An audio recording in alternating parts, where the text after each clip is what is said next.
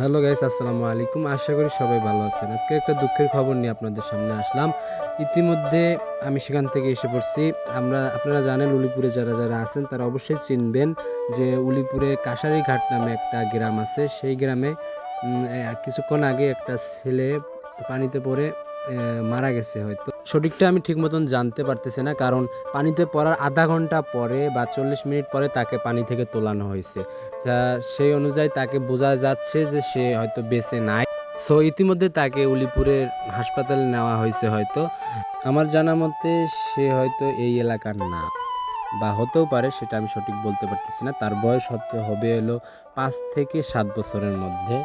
ছেলেটা তার বন্ধুবান্ধব সহ নদীতে গোসল করার সময় তার বন্ধুবান্ধবরা হয়তো সাঁতার পারতো, সেজন্য তারা উঠে আসতে পারছে, সে উঠে আসতে পারেনি।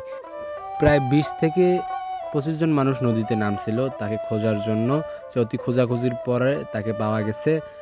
সো ইতিমধ্যে 5 থেকে 7 গ্রামের মানুষ সে ঘটনাস্থলে এসে উপস্থিত হয়। সো সবশেষ একটা কথাই হচ্ছে যে আপনাদের ছেলেমেয়েরা যারা সাঁতার পারে না বা সাঁতার শিখবে, তাদেরকে অবশ্যই সাঁতার শিখাবেন। আর যাদের বয়স কম তারা তাদের মা বাবাদের অবশ্যই খেয়াল রাখা উচিত যেন আপনাদের সন্তান যেন পানির কাছে কোনো ক্রমেই না যায়।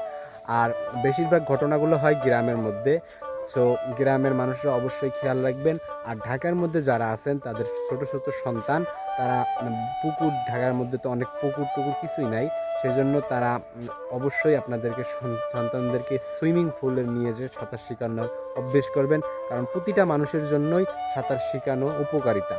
তাই সবাই ছেলেটার জন্য দোয়া করবেন, এবং যে সে যদি বেঁচে থাকে তার জন্য সবাই দোয়া করবেন, এবং সে যদি মারা যায় তাকে যেন আল্লাহ তাআলা জান্নাত নসিব করে, সেই দোয়াই কামনা করতেছি আপনাদের কাছে। আসসালামু আলাইকুম।